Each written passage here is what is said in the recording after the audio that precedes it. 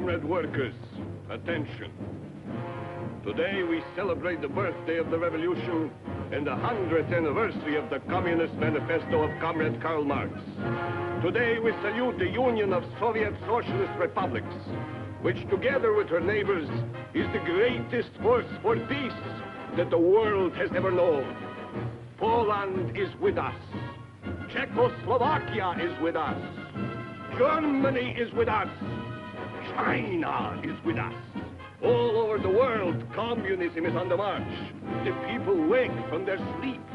The idea of world revolution is no longer a mere dream. The Soviet Union will triumph in peace as it has triumphed in war. We are the strongest nation in the world. We are the friendliest nation in the world.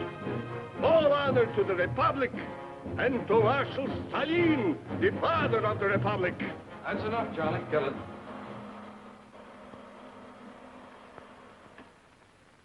Well, that's the way the people in the Soviet Union see the world today. But then the Russian people aren't allowed to read books like As We See Russia, written by 25 members of our own club. We here in the Overseas Press Club are well informed on what's going on behind the Iron Curtain because many of our own members have found ways to outwit the communist censors. And now, thanks to our guest of honor, Tom Kelly, who has just come back from Hungary, there's a new chapter for the book. Treason in Budapest, 1949. Yes, I covered the so-called treason trial of Cardinal Mindzhenty. The one behind the scenes. The one conducted by the crowd from the Kremlin. And that's where my chapter really begins, in Moscow. It's a nice sunny morning in November 1948. Everything is quiet at the Kremlin. I'm being transferred to Budapest by way of Paris. It's not so easy to get into Budapest these days, but I have a visa that's still good for Hungary. So I'm having my last bath in Moscow and enjoying it.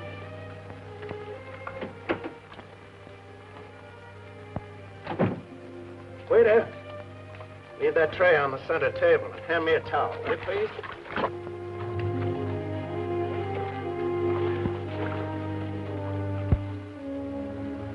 Well, thanks, pal. Service in this hotel is getting better all the time. Well, good morning. Mr. Paul Jenkins of the Toronto Star? No, Paul's my roommate. He's not here.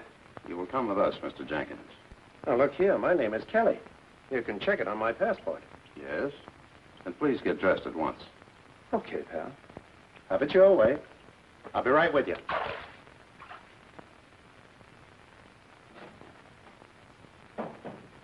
Ah, Mr. Kelly. My apologies. Someone has made an unfortunate mistake. Well, what about Jenkins? He's a nice guy.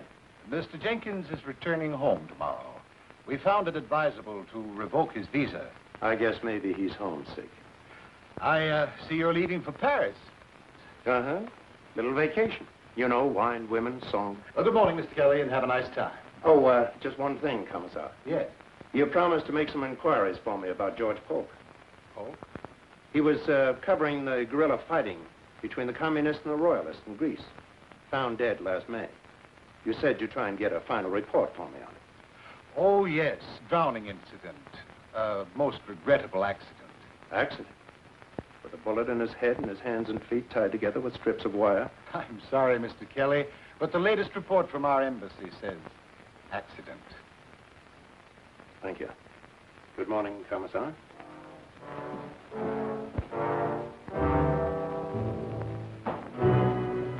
Accident. I didn't like the sound of that. I was doing the same kind of job. I might wind up in Budapest just as George Polk did in Greece. But the story looked so hot, I figured it was worth the risk. So I made my plans accordingly with the Paris office. Sure, I went through all the motions of a visiting fireman having a wonderful time in gay parade, just in case anybody was watching. But after a few days, I stopped playing fireman, and I set out for Budapest.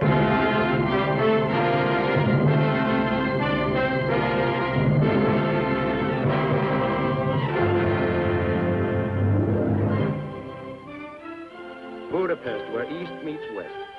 And the Blue Danube is something more than a waltz by Johann Strauss. For a moment, it looked as if nothing had happened, as if everything were just the same as it had been when I was here 10 years ago.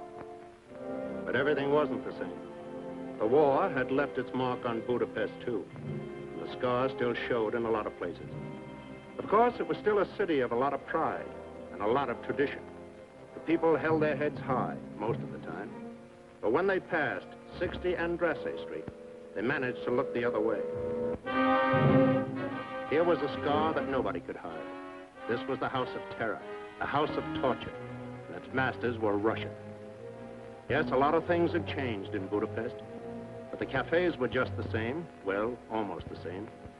Everything seemed as light and gay as the whipped cream on the coffee, especially in the Cafe Joy. Yes, a lot of things were just as they were when I was here 10 years ago.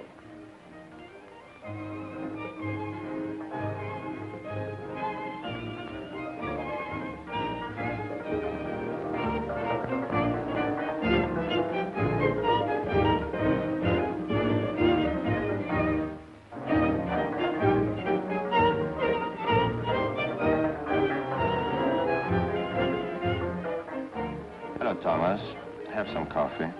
Same old Sandor, always in character.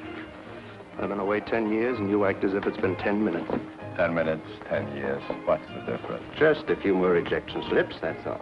Same old Janusz. Welcome, Mr. Kelly. Well, if I might make a suggestion, Doctor, I'd like to say that your second act is... You may not make a suggestion. If the doctor would only listen to me. Could be a first-rate playwright like Molnar, instead of a second-rate physician whom nobody wants around. Well, Mr. Kelly, for your dinner, goulash, of course. You always did like that goulash, yes? Well, confidentially, I flew over from Paris just to get the recipe for the goulash. Ah, yes. You always did want that recipe. Well, who knows? Perhaps this time can be arranged. Tell me something, Sandor.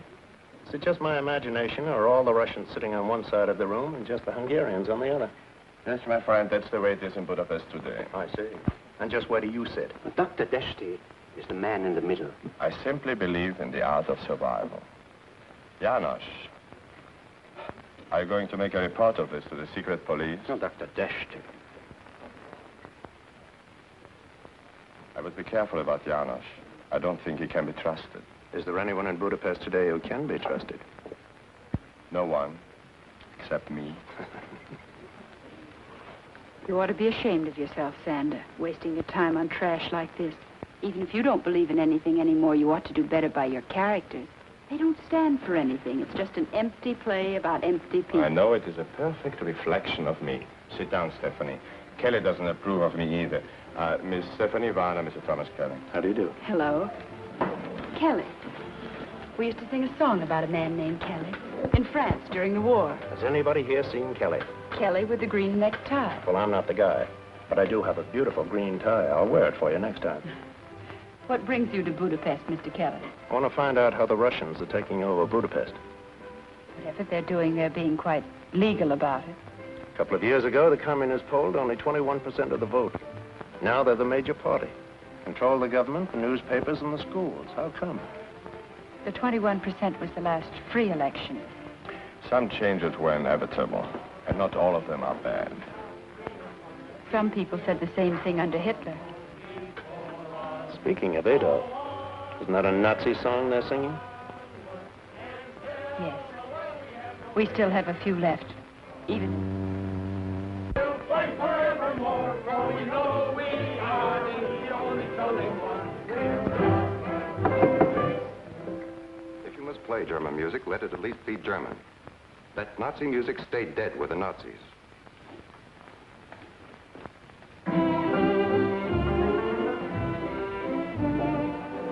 Who's the colonel? Alexander Melnikov, the liaison between the Russian army who liberated us and the Hungarian police who protect us. How nicely you put it. They say, of course, that Melnikov is in love with Budapest, and a Russian in love with Budapest Is still a Russian. Please forgive me, Mr. Kelly. I only dropped in to return Sanders' play. I shall hope to see you again while you are here. Good evening, Sander. What a lovely brush off. Now, let's see. Where were we politically? Oh, yes. I was just going to ask her, what about the church? Does Cardinal Mindzhenty have a chance? This name is not to be thrown around in public. Will you excuse me, please? I have an urgent appointment in the bar.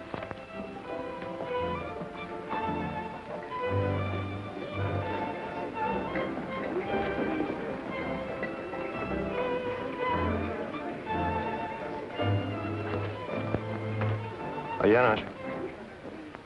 Yes, sir? This headline says death to the traitor. That isn't the way everybody feels, is it? Oh, I wouldn't know about that, sir. I never mix up in politics.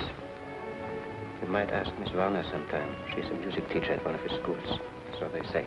Well, that's not only a good suggestion, but it's a good excuse to see her again. Perhaps. Does one compete with the Russian colonel?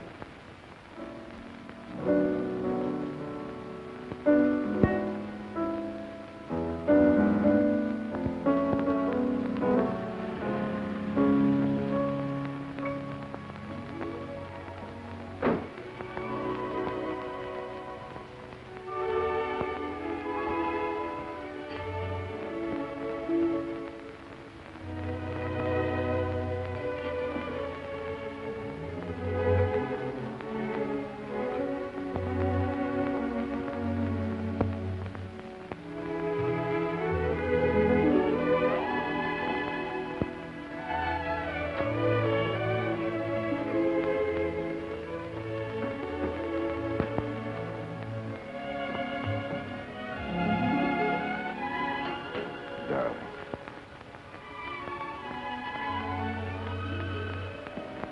3 whole days, and every one a year. You don't look a minute older. How long must we go on this way? Hiding in the dark, afraid to be seen together in public. Well, not much longer, darling. Everything will work out in time. I have it on excellent authority. In a little while, no one in the Kremlin will care if a Russian officer marries an Hungarian music teacher. And I'm sure if he saw you, Stalin himself would insist upon kissing the bride. Darling, you're wonderful. Who is it, please? Kelly with the green necktie. An American newspaper man. Let him in.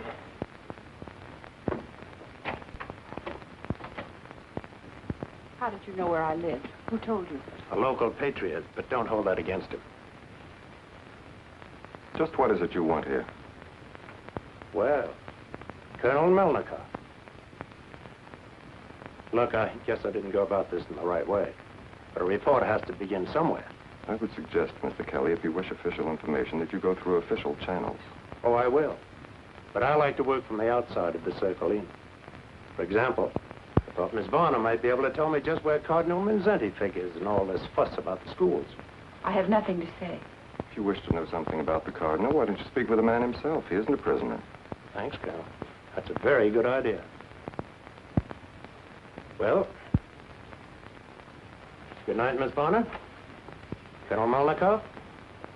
And thanks. Oh, I seem to be out of matches. There are some on the piano. Thanks.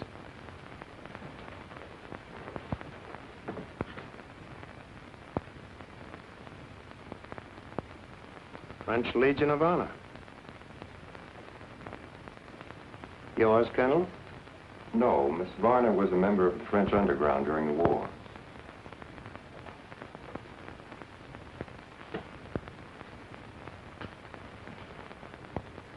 One moment, Mr. Kelly. To me, this matter seems to be purely a domestic issue. Why should it concern you and your American newspapers?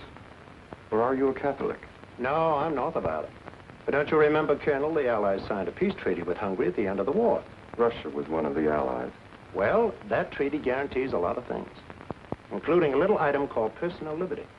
And believe me, Colonel, these are days when liberty is everybody's business. Well, so long. I'll be seeing you.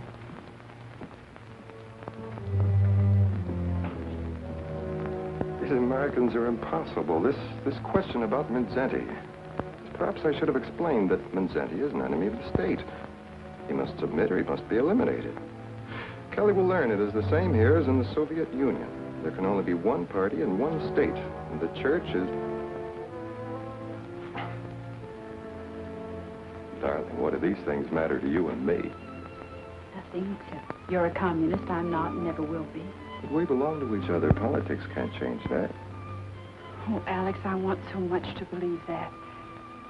But right now, I feel ashamed. Ashamed? Why? Kelly said liberty is everybody's business. Liberty is just a word. A dangerous word. Is that it? Nonsense. It wasn't easy to find the Cardinal. The state had taken over his schools. He wasn't in Budapest, and he wasn't in Esztergom. 3 days later, I was right back where I started, in the Cafe George. Hello, Colonel. Care to join me for lunch? No, Mr. Kelly. If I thought you really meant the invitation, I would be delighted to accept. Well, of course I meant it.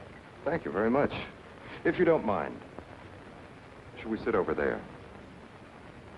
Suits me.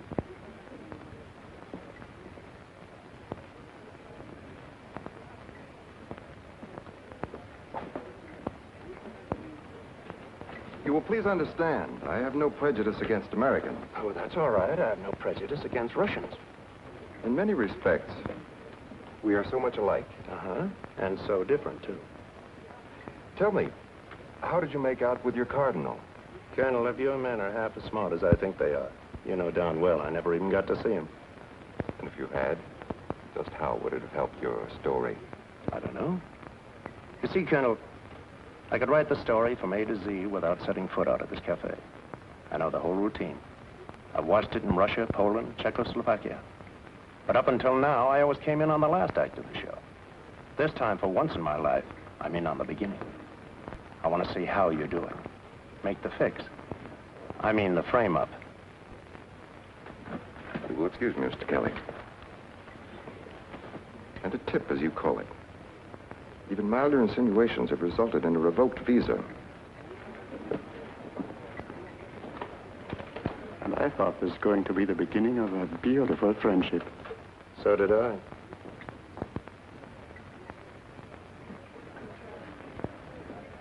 What will it be today? Omelette, souffle? Who surprised me? Anything but beef stroganoff. All right. And, please serve it over there. Hello. My apologies for barging in on you the other evening. I'm very glad you did. Thanks. But, how do you figure that? You said something about liberty being everybody's business. You're right. Is there some way I can help? Maybe. I need the answer to a lot of questions. One, what about those petitions against the Cardinal? None in our school yet, but others have had them. Government jobs, strong-arm stuff? Of course. Has anyone ever had much trouble with the Cardinal before? Certainly not. He's very popular with the people. Then why haven't the people protested? What about the underground? There is no underground. The Russians take care of that. Every day, hundreds of people are arrested and never heard of again. Every day, hundreds try to flee across the border to Austria if they can. But surely someone must stand with the Cardinal. Yes, of course. But some Hungarians are like me. They're not Catholic. They don't want to get involved one way or another. I don't believe that. How about you? Thanks. Message for you, Mr. Kelly, was left at the desk. Yanush. Yes. Tell me, just what would you say the Russians are angling for in Budapest these days? Who can tell, sir? Know what they say in Vienna? We could stand another war if we had to. Heaven save us from another liberation.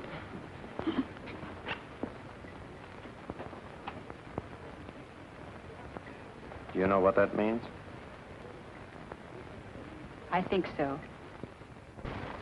Mr. Kelly, if I could get hold of a decent car, how would you like to go for a drive in the country some afternoon soon? Well, now you're talking. But if that tip isn't on the level, we may be followed. You may be taking a big chance. I know. But it's everybody's business now, isn't it? It's quite a ride, all right. This was the Hungary I never knew before. No cafes, no boulevards, practically no roads. And in no time at all, we were completely lost. And if it hadn't been for a certain farmer and his dog, we would never have found the Mindzhenty farm. As a matter of fact, it was the Cardinal who found us.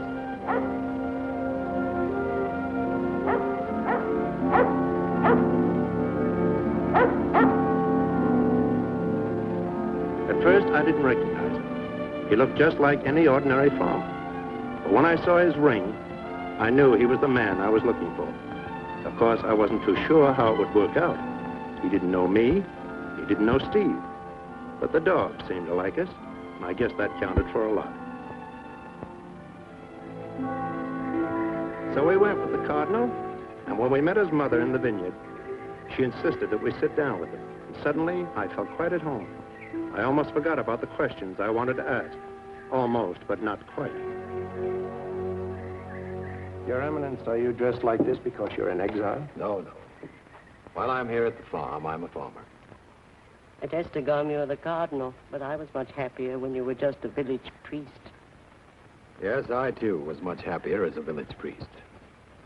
But I have every reason to believe that when the time is right, the government will regard me only as the Cardinal Primate of Hungary.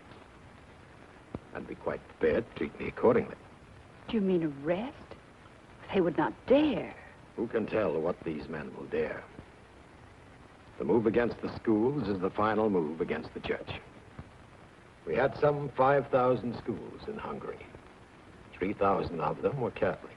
And as long as I am responsible in any degree for these schools, we shall teach there the gospel according to Jesus Christ. Not according to Karl Marx or Commissar Stalin.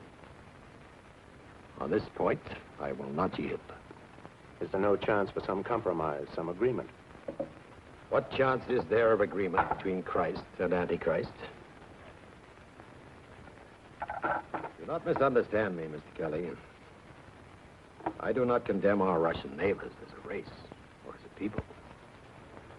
But I do condemn the police state to which they are enslaved.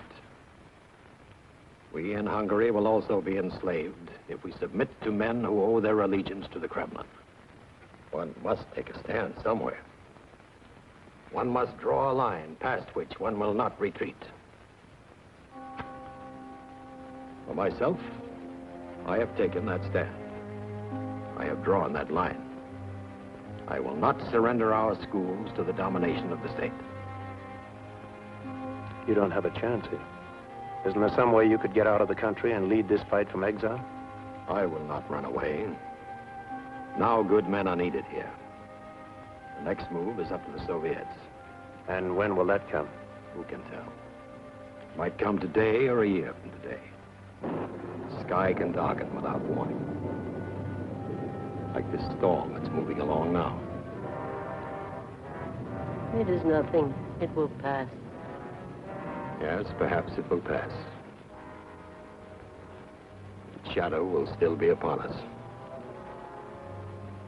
When the real storm breaks, Mr. Kelly, the enemy will not appear among us as an enemy. No. He will appear as one who wishes to save us from disaster. He will have the hero's part. I will be the villain of the piece. It is always that way. That which is evil must be made to appear good. That which is good must be made to appear evil. So it was with Hitler when he moved into Poland. So it is now with Stalin when he moves into Hungary. How do you feel about all this? I'm not worried for my son. I'm worried for Hungary. To me, sometimes when a storm is in the making, it's a relief to say, let it come. Let it come fast. And hard.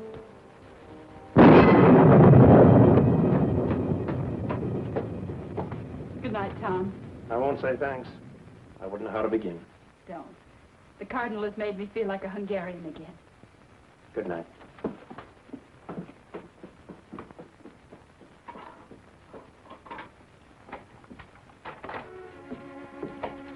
Alex. Why are you so late? Where have you been? Really, Alex? Is this an official visit? Am I under arrest, perhaps? Certainly not. Then I don't think I shall tell you. Please, it's important.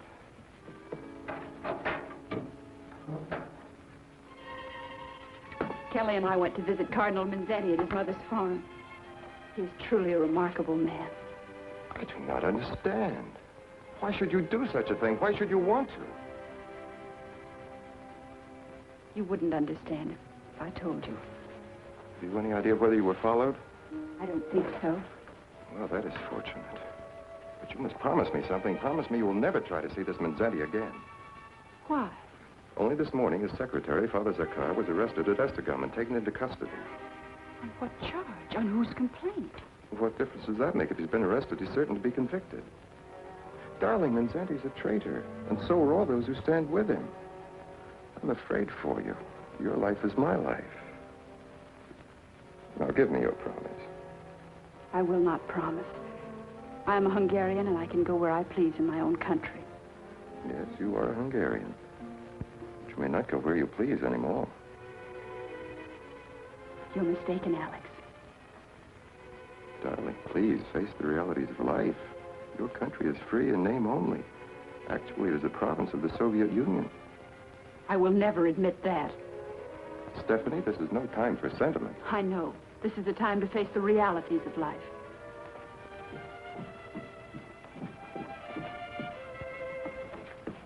I'm very tired. Good night, Alex.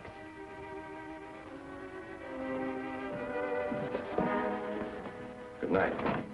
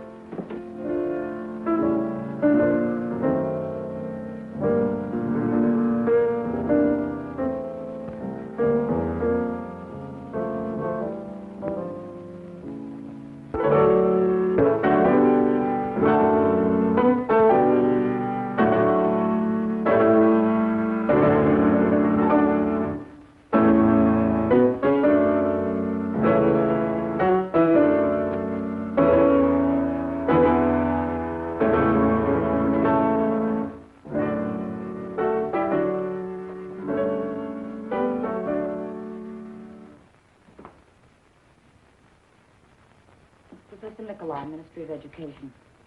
Miss Varner, this music which you are playing, it is not on the approved list of the Politburo. But it is one of our oldest songs. I learned it when I was a child in school. You will play it no more. I have here a petition in the matter of Josef Mindzhenty. You will sign first, the class will sign after you. A petition? What kind of petition? A petition demanding the arrest of Mindzhenty as a traitor to the state.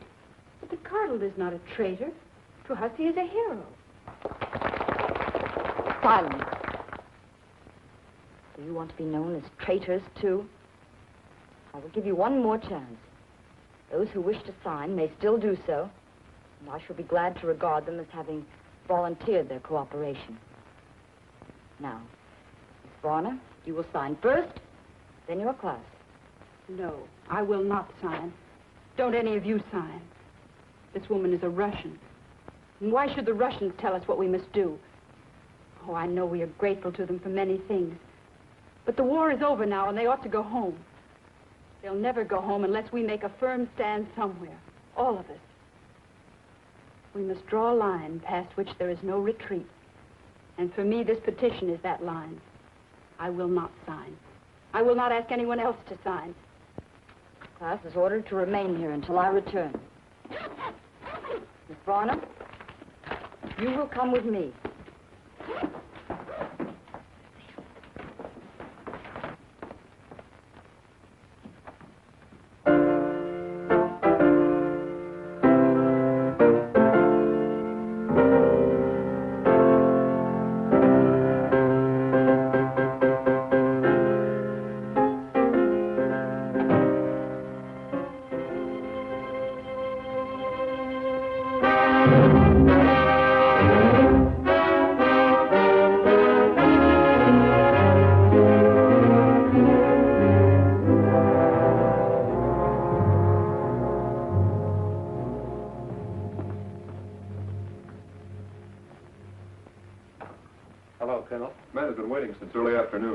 See you alone for a moment? Very well.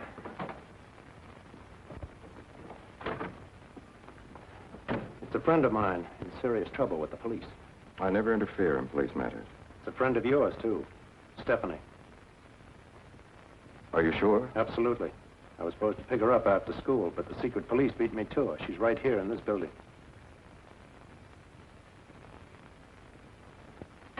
Yes, sir. Never mind. Aren't you going to do anything about it?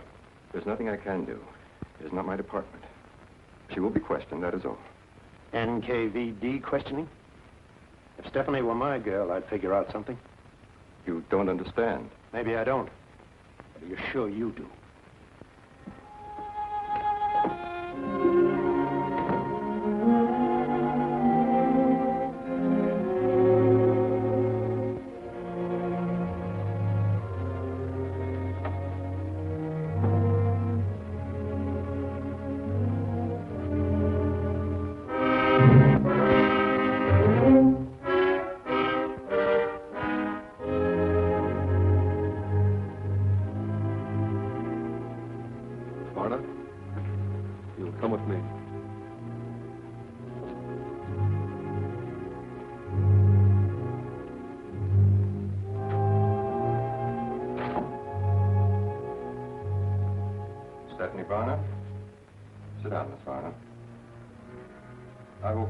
Suspect alone, see that I'm not interrupted. Your record leaves much to be explained. Darling, forgive me. Alex. Darling, I begged you not to do anything that might get you What involved. I did so awful. Please, darling, try to forget yesterday. You're leaving Budapest at once. I've arranged a visa. I will not run away. Stephanie, be reasonable. Do you realize it is not safe for us to see each other now? And if you remain here, I may not be able to protect you. Protect me? Were you able to protect me last night? Or this morning? If I tried to help you then, I could do nothing for you now. Please believe me, you must either conform to things as they are in Budapest, or you must leave, now, at once.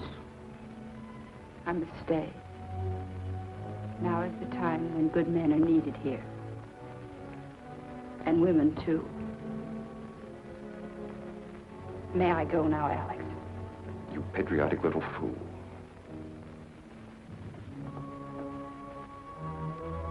I will see you as soon as it is practical. I'm sure you will. These days, you Russians are highly practical.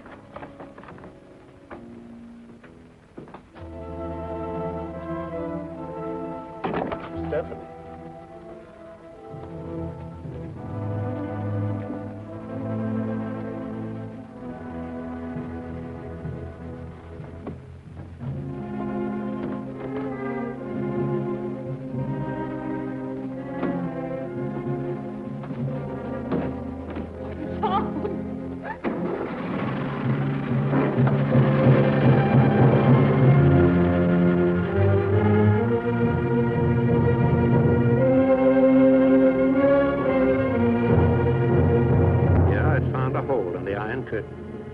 Feeling pretty good about it, until one afternoon a few days later.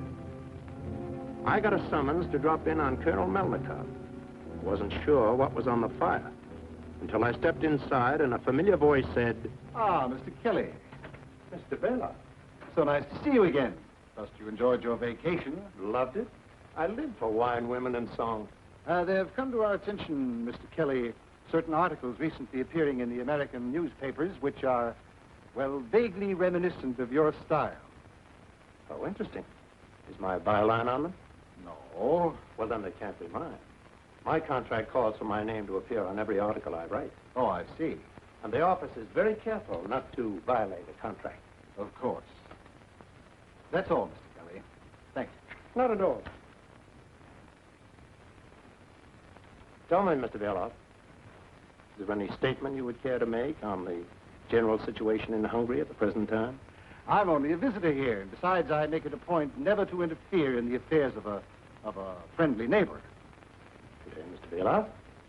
And thank you.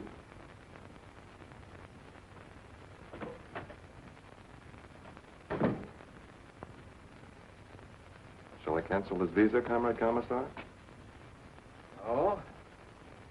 But I would urge the utmost alertness by your staff in all matters affecting public security. Now, Colonel, please arrange the conference with Comrade Rakosi, Vice Premier of the Hungarian government. Colonel Timmer, head of the regular police. Gabriel Peter, head of the secret police. I need hardly remind you, gentlemen, that the Politburo in Moscow is not interested in explanations. It deals only with results. And the results in the case of Josef Mindzhenty have been negligible. Someone has failed miserably. Comrade Rakosi, as Vice Premier of the Hungarian government, for all practical purposes, you are Hungary. How do you analyze the situation? What else could we do? We took over the schools, but most of the teachers in their hearts are still loyal to Mindzhenty. We have given him every opportunity to escape, to leave the country. He refuses to leave. I assure you, Comrade Commissar, you will not find it easy to intimidate this man. How distressing. You do not understand, Comrade Commissar. The Cardinal is still very popular with the people, in spite of our attacks upon him in the newspapers. Perhaps, comrade, you will remember, he was a leader in the anti-Nazi resistance. And at heart, he is a peasant of the peasants. He opposed our program for land redistribution, yes, but only because it didn't give a nut to every farmer. If we proceed against him now without some real evidence, it might prove to be disastrous. If we do not proceed against him now, Comrade Colonel, it will also prove to be disastrous. Let us be realistic, gentlemen. You say that this cardinal is now under house arrest in the cathedral at Esztergom. I ask you, in all logic, how much longer do you Hungarians think you can continue to play out this little farce which you call protective custody? Either the man is under arrest or he's not under arrest. Each day that he remains at liberty, the prestige of your government suffers. The prestige of the Soviet Union suffers. Now, I admit this situation is not one of our seeking. No one asked for a final showdown with the church at this time. Once the issue is joined, there can be no retreat. There can be no surrender on our part. This religion, like all religions, remains the inevitable enemy of the Soviet state. We must treat it as such. We must destroy this man and the faith that is in him, or he will destroy you. Well, Colonel Timmer, what do you suggest? If you put it that way, Comrade Commissar, there's only one answer. Let him be arrested at once for conspiracy against the state. Colonel Peter, do you have a suggestion? I agree with Colonel Timmer. Let him be tried by a people's court. And hanged for a traitor. The sooner the better. Excellent suggestion, comrade. But is it enough? It will not serve our purpose to destroy the man and create a hero. We must destroy something more than the mere man himself. We must destroy everything about him. His reputation. Suppose we told the world that he was anti-Semitic. But everyone in Hungary knows that the Cardinal is not anti-Semitic. He protected the Jews against the Nazis. He even hid them in his own cellars. But the world outside does not know about that. The charge of anti-Semitism will be effective in time. If we repeat it often enough. Like Hitler, you mean? The technique of the big lie? Thank you, Colonel. Yes, that's a very good technique indeed. Do you have any other suggestions? No. No, but I wouldn't think it desirable to make a political martyr out of the Cardinal, especially during the Christmas season, which is now approaching. Excellent, Colonel. Yes. Yes, we must be very careful of all these things. Even an anti-Semitic traitor must be brought to trial at exactly the right time. Not too soon, not too late. Yes, we must completely discredit this man. In his own country, in his own church, in his own soul. But not before Christmas, Comrade Rakosi. Not before Christmas.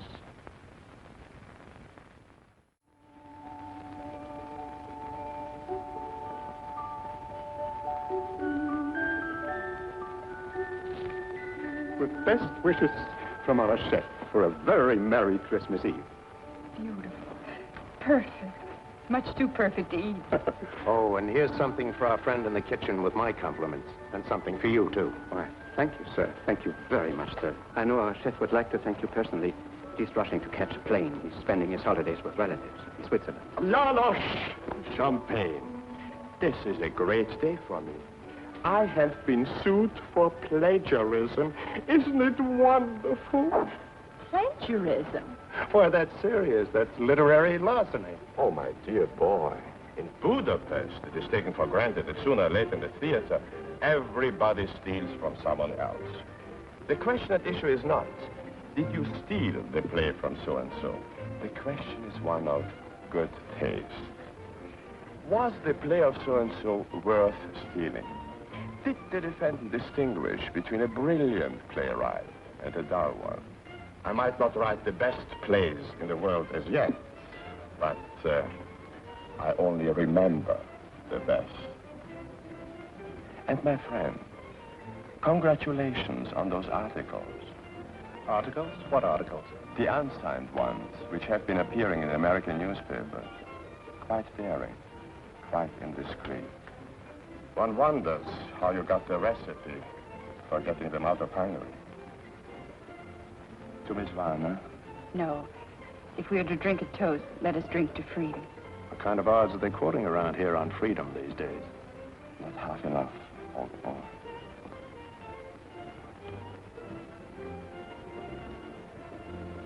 To freedom. To those who live for it, to those who die for it. To freedom.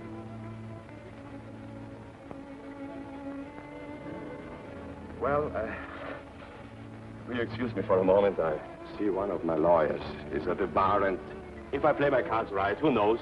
He might even pay for my dinner.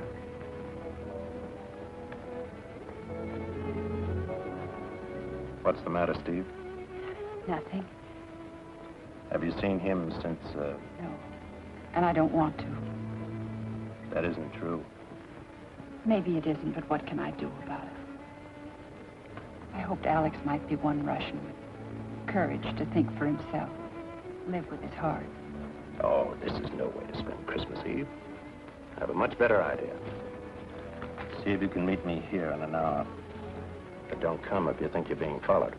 What is it? Now, don't ask any questions. It'll take your mind off things. All right, Tom. Thanks. Forget it. Take extra good care of yourself, Janusz. Oh, I will, sir. And you might wrap up that cake. I may want to take it with me.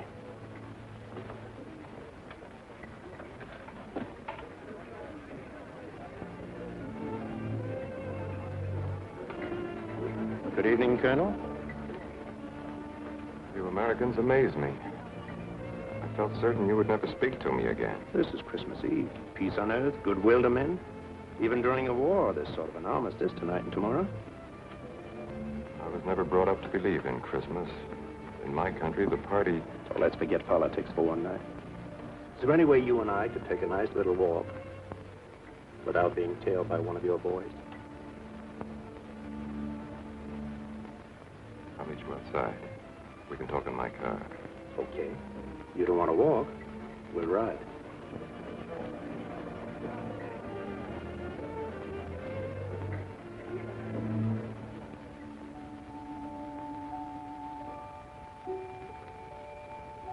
Merry Christmas.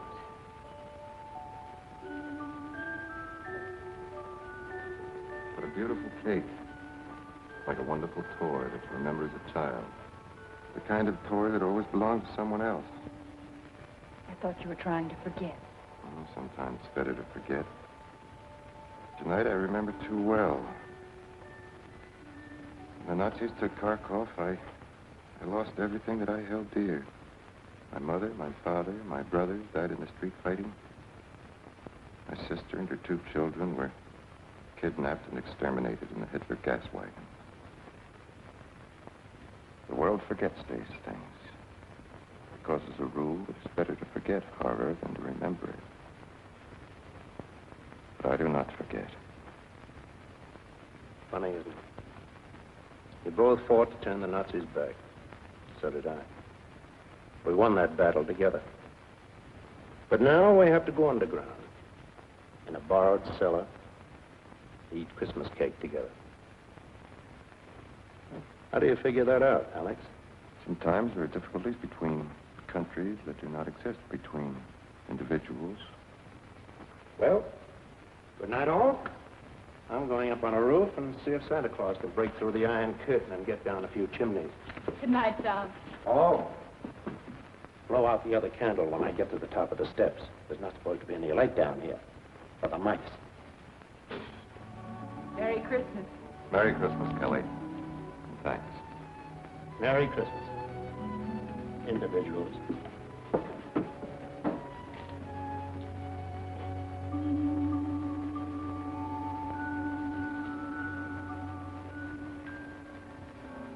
Next morning, Stephanie and I went to Esztergom for Christmas, and a wonderful Christmas it was. We got there in time for High Mass. For a moment, you could almost forget what was coming up, but only for a moment. When I took a look at the guards, I knew they hadn't come to pray. I knew this was the end of the road, and so did the Cardinal and everyone else in that church. And so, my dear good people,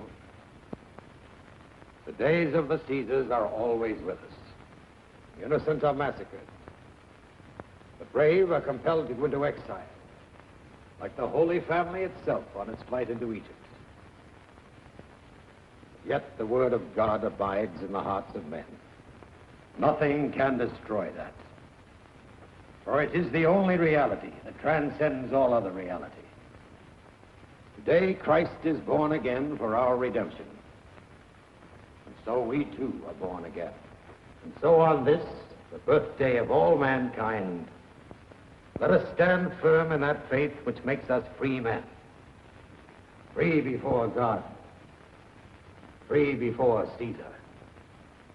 Let me affirm once more, I love my country as I love my church.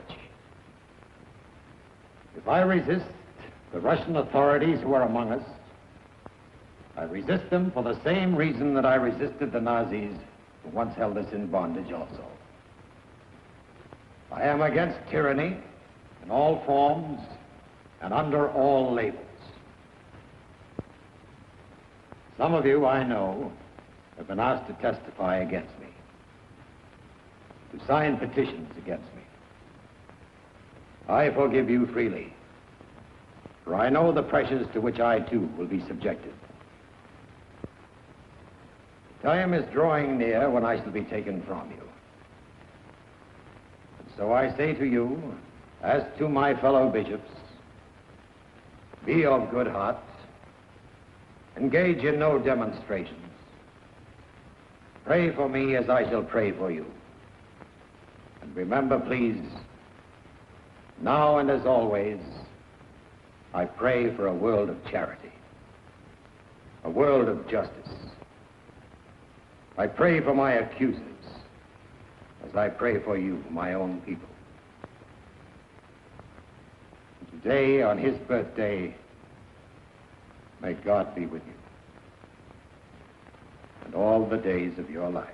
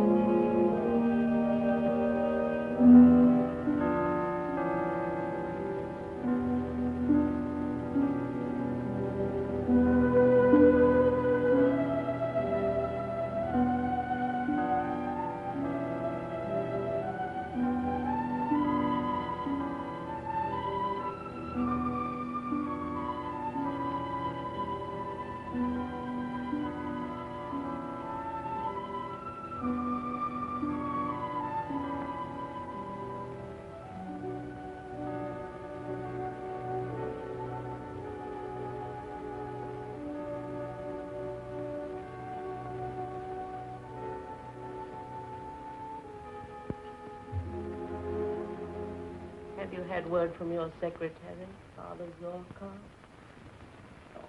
No word, Mother. They will torture him, of course.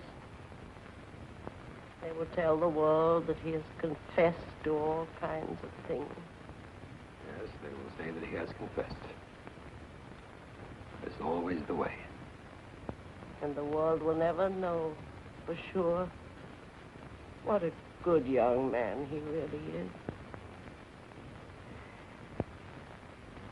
It only takes a little poison to ruin a well on a farm, or to spoil a reputation in the big city.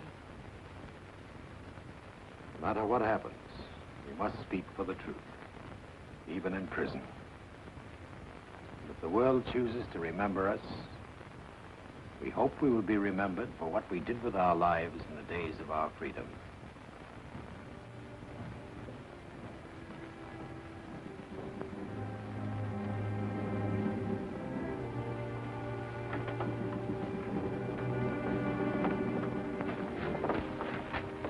It's my duty to announce that you're under arrest. So it has come at last.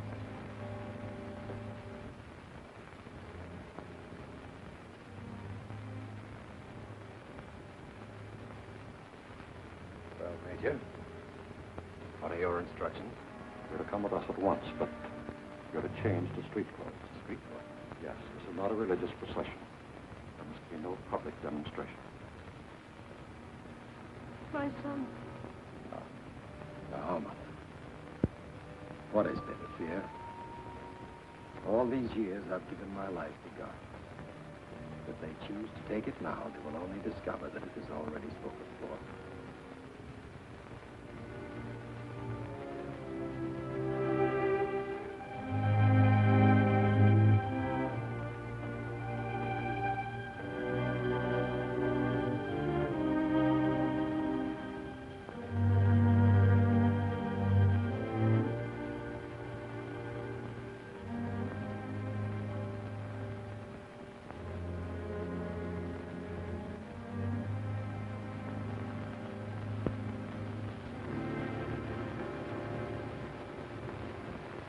I have partaken in no conspiracy whatsoever. I shall not make any confession. If, however, you should read that I confess, and even see it authenticated by my signature, regard that as merely the consequence of human frailty. And in advance, I declare such acts null and void.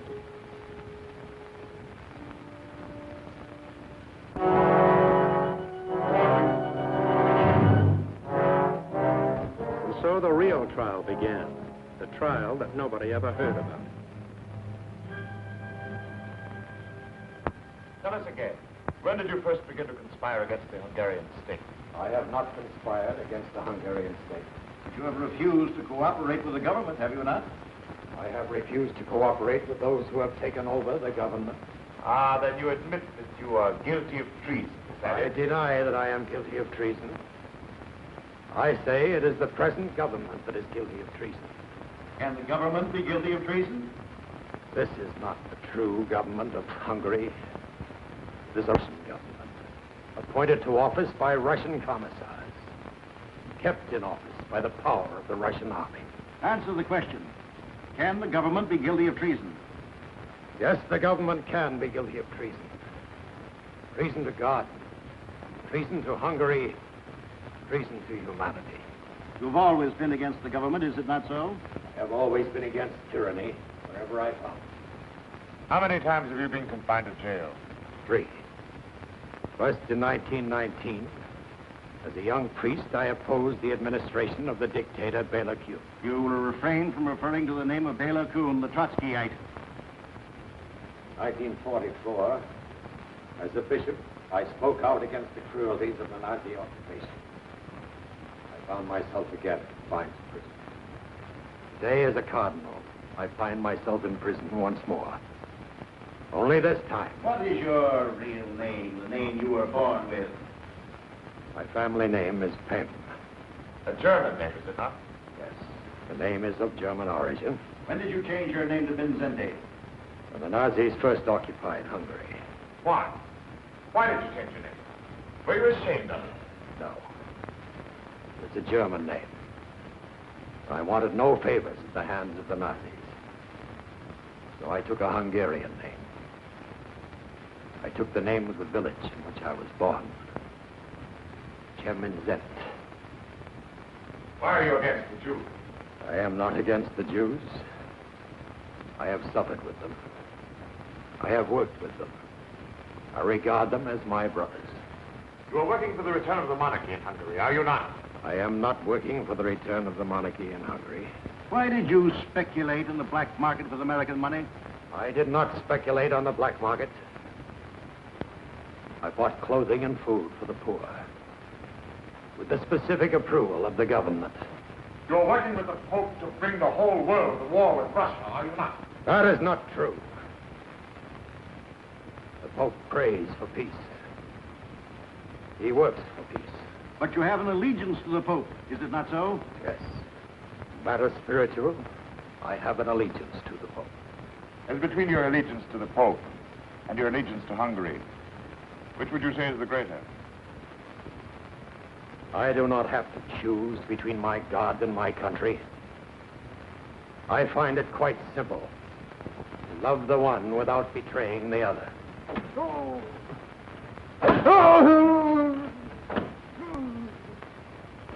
Permit me to observe, Your Eminence, that there are those who do not find it quite so simple. Your secretary has confessed many times. Every day he confesses a little more. Come, Your Eminence. I permit a young man to suffer needlessly. Give us your confession now. Let there be an end to all these questions. No. I will never confess. For I have done nothing to injure my country. Neither has my secretary, Father Zokar. You say he has confessed. I say it is because you have tortured him beyond the point of endurance. I say... Father of mercy.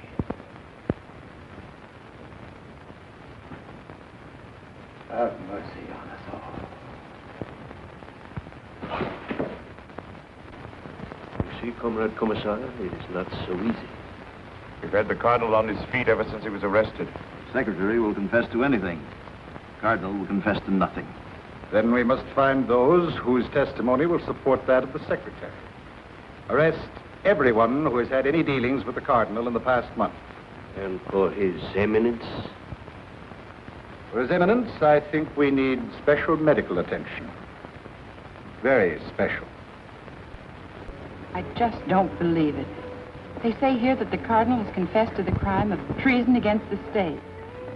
What do you expect, my dear? Our Russian friends are very efficient in these matters. You said it. If they arrest a man, he either confesses or is never heard of again. That'll be all, I think. Oh, by the way, where's Janusz? Janusz is not working tonight, sir. That's strange. Wasn't here last night either. Tell me, Thomas, why do you Americans make so much trouble for yourselves? Why do you not accept life as it is? If a certain matter is fait accompli, then it is fait accompli. Is it accompli? Where do we go from here? Does the Cardinal fall out of a window in a high building like Jan Masaryk in Prague? Is he found in the Danube some morning with a suicide note in his hand? Or does he get a fancy dress trial like so many of the ones I covered in Russia? The kind where nobody ever pleads not guilty. I admire your power of analysis, but at the moment I'm more concerned about the state of your health. Don't worry, Sandy. Never felt better. But thanks for the warning. Good night, Steve. Good night, Tom. See you in the morning. At 10. Excuse me, sir. You were inquiring about Janusz. That's right. I have found out for you where he lives. On the other side of town, somewhere at the end of Avenue Onion. Thanks, friend. I may want to send him an old Christmas card. This doesn't make sense. It isn't credible. If His Eminence has been meddling in politics, he has to take his chances just like anyone else. Meddling? The Russians are doing the meddling. They have stolen a whole country from us, and what do? We sit around in the cafes as if nothing had happened. We drink our coffee, read our newspapers, and wonder whether the Cardinal was a little out of line here and there. Maybe more of us should be out of line with him. If you people would just stand together. They probably disappear separately. If I may say so, Stephanie, I'm afraid you're much too impressed with Kelly. And your acceptance of even temporary employment as secretary is most indiscreet. Kelly is a very courageous man. Perhaps so. But he's a very bad reporter. The first duty of a good reporter is to survive long enough to tell the whole story. And I doubt that Kelly will. Are you trying to tell me something, Sander? I only know what I overheard. Certain steps have been taken, even though unofficial. When? How do I know? If I were Kelly, I wouldn't want to be alone, especially not tonight.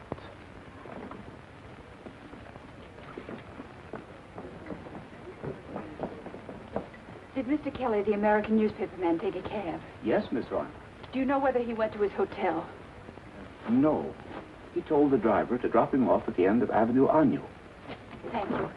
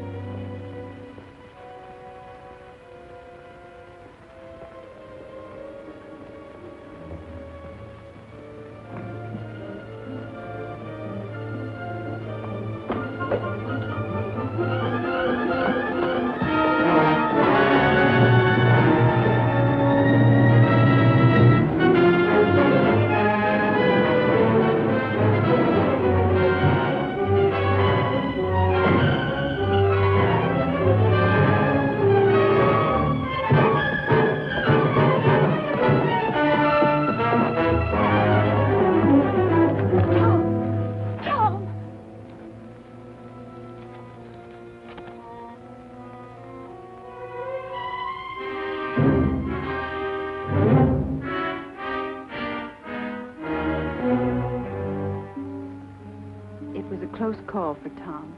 No one knew whether he would pull through or not. But the doctors were trying to put him together again, as best they could.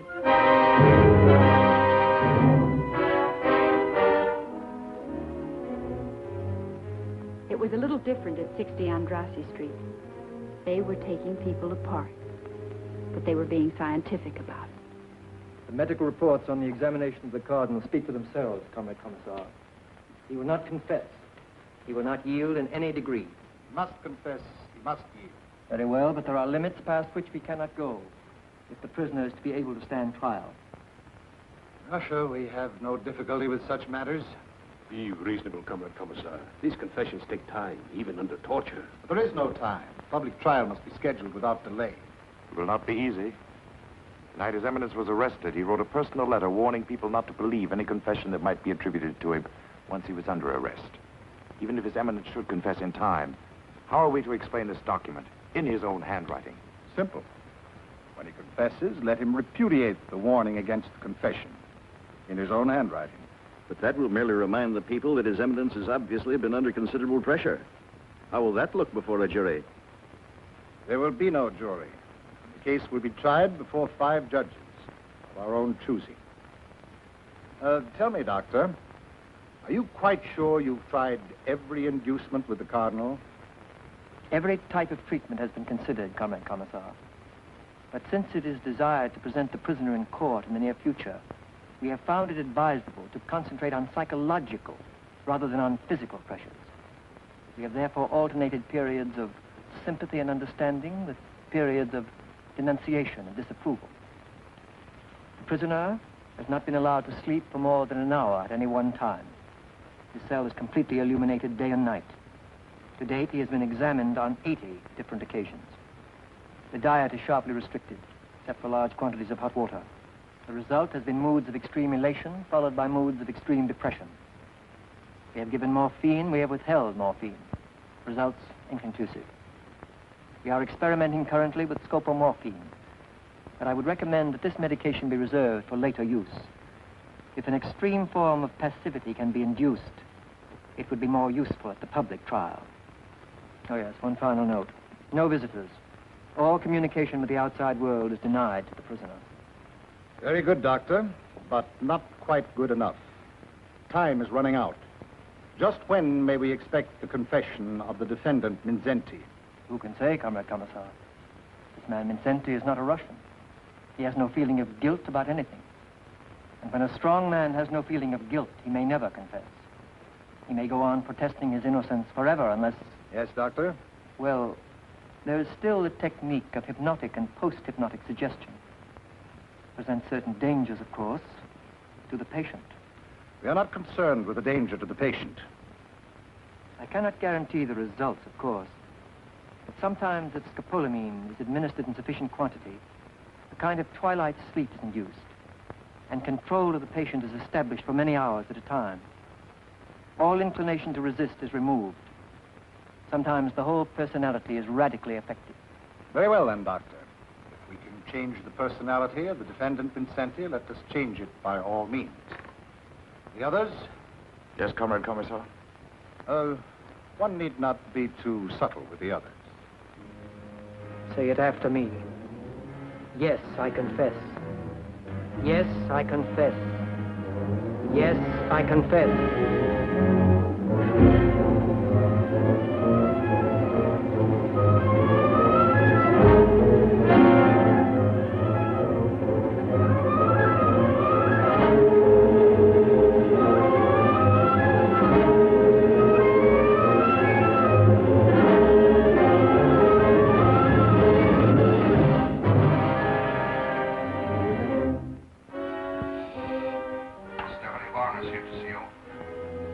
Have her come in.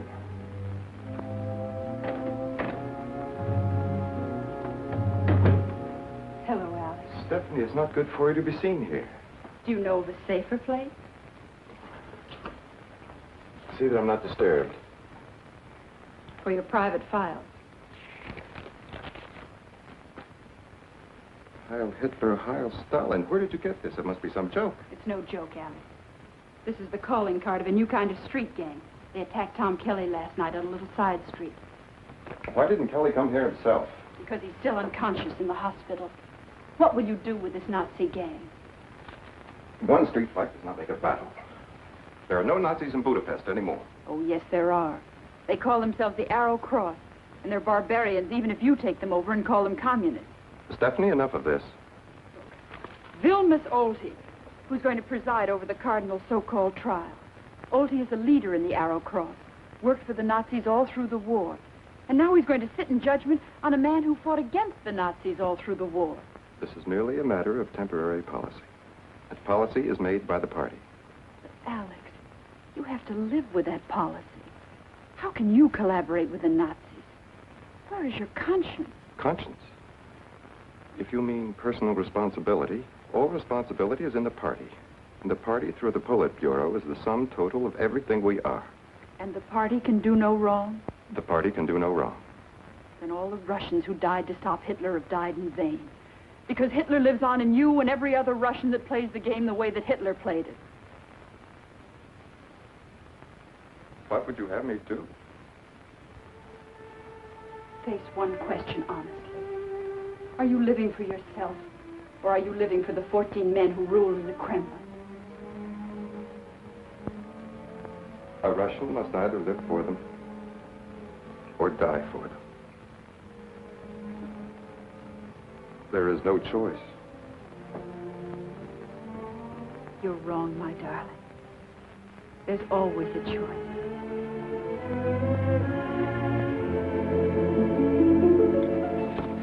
Oh, Alex, somewhere in Russia there must be people who feel just as you do. Thousands of them, millions of them. Oh, I know there's no such thing as an underground in Russia, but maybe it's time someone started one. Maybe a person-to-person relay system that tells the people the truth about what's going on in Hungary and the rest of the world. Don't you see, darling? There's our choice.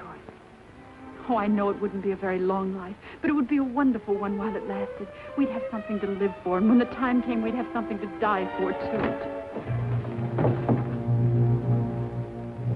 Do I intrude, Comrade Colonel? Not at all.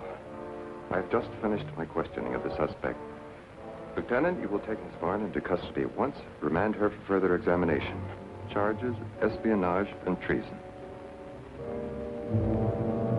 Well, congratulations, Colonel.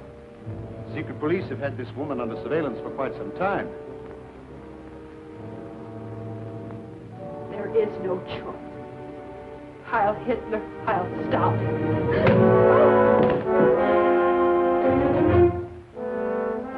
You will answer, Miss Warner. Answer! Must we go over all that again? Surely you know everything about me by now. You were a music student in Paris when the war broke out in 1939? That is correct. And you remained in France to fought with the French underground? Yes. Why? Because I wanted to do what I could against the Nazis. But Hungary, your country, was fighting on the side of Hitler. That was one of the mistakes my country made. You were a personal friend of Josef Mindzhenty? I met him once, that's all. Then you are ready to testify against him? I know nothing. How can I testify? You're conspiring with Mindzhenty to overthrow the government. Confess it now while there's still time in your case. I have nothing to confess. Answer the questions, Miss Warner. You will answer the questions.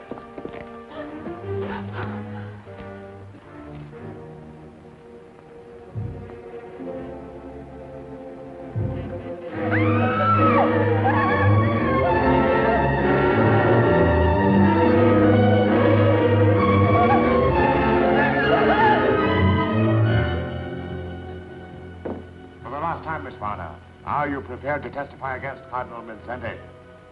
No. I will never testify against him. Very well, then. Let us put it a little differently. Are you prepared to testify against Colonel Melnikov? You were acquainted with Colonel Melnikov, were you not? As a matter of fact, you were in love with him. You deny this? Well, what do you say, Miss Warner? Just what did Colonel Melnikov mean to you? Nothing, nothing. Confess, Miss Warner, while there's still time. I will not confess.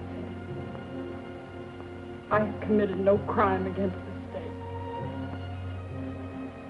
Yes, I was in love with Colonel Melnikov. But is it an act of treason to fall in love?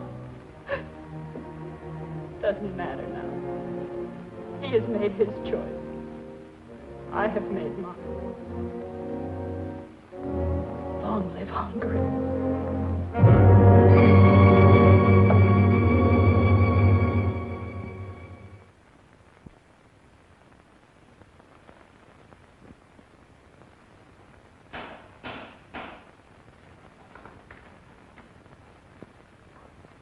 The record will show that all of the 7 defendants are charged with conspiracy to commit treason against the state, and that all 7 have confessed. Father Nodge, Prince Esterhazy, Father Zakar, Laszlo Todt, Father Ishbanki, Professor Voronoi, and the chief conspirator, Josef Mindzhenty. There remains for this court only the problem of determining the degree of guilt for each of the defendants. And for the defendant Mindzhenty, the state prosecutor asks the penalty of death. In his own behalf, the defendant Mindzhenty submits to the court the following statement. In his own handwriting, I wish to lessen the present tension and voluntarily admit that, in principle, I committed the acts in the indictment. After 35 days of constant meditation, I consider that an agreement between church and state is necessary. I hereby willingly declare, free of pressure, that I am willing to withdraw from the exercise of my duties as cardinal for a time. The prisoner may rise and address the court. The prisoner may rise and address the court.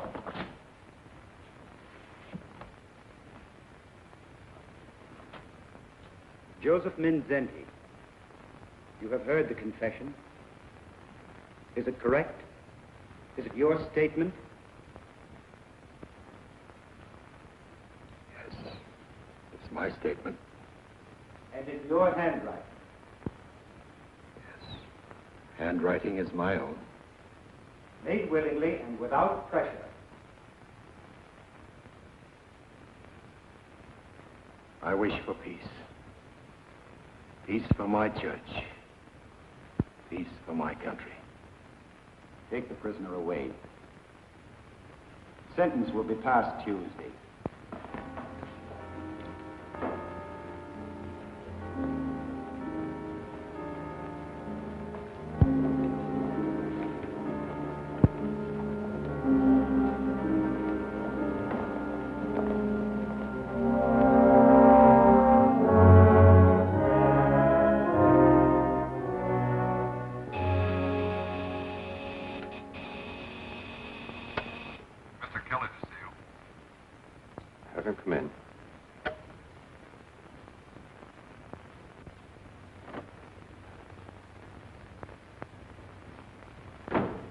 Where's Stephanie?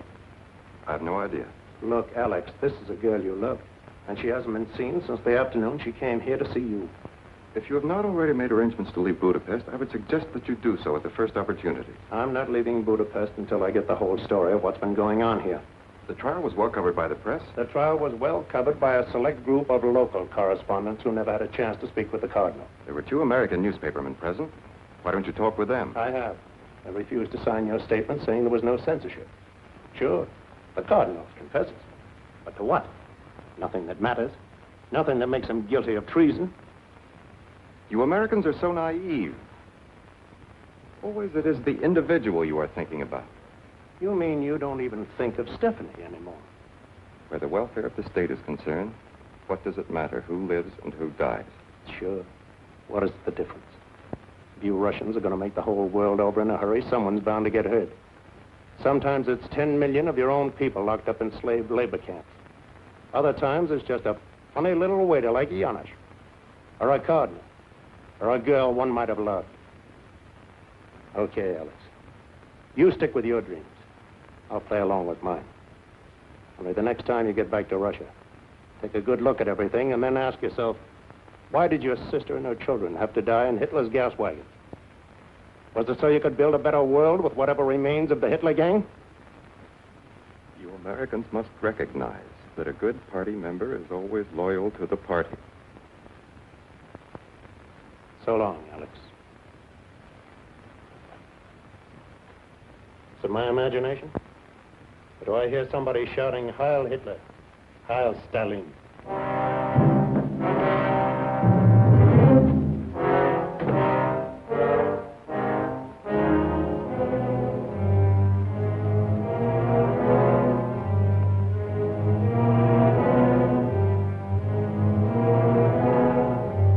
When they got around to passing sentence on the Cardinal, Alex wasn't in court. He was in Stephanie's apartment, trying to live over the memories of a girl he had not been able to protect.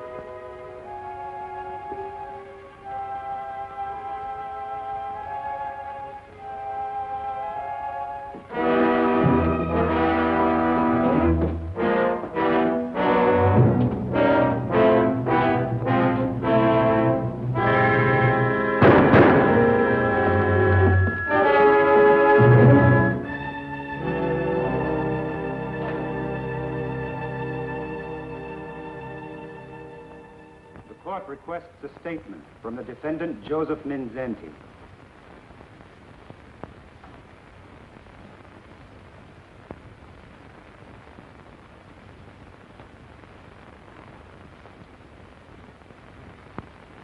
I have half a century on my shoulders. Half a century of definite education and principles. This education, these principles, are built into the life of a human being as railway rails are anchored into the earth. This explains a lot of things. For more than 40 days, I have been before the police and the court. They ask me, and I answer.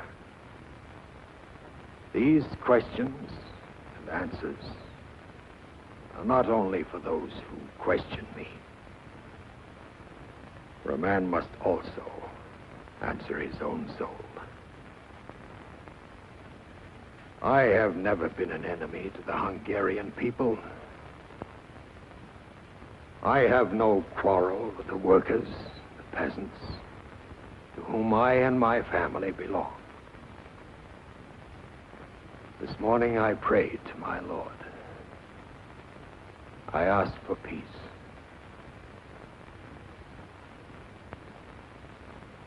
I have no quarrel with the Russian people, but I do condemn the police state to which they are enslaved.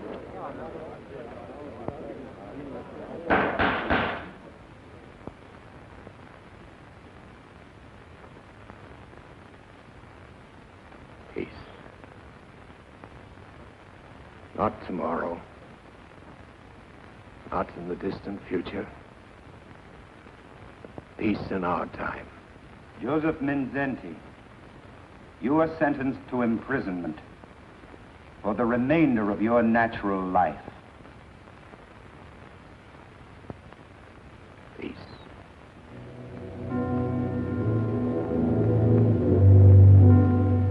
When the local correspondents finally caught up with Commissar Belov, no one was worried about Alex or the Cardinal. There were too many other questions before the House. All over the world, communist leaders were saying they would fight on the side of Russia in the event of another war. Well, how about it, Commissar? Does that mean peace or war? But believe me, gentlemen, Russia wants only peace. Russia wants peace at all times.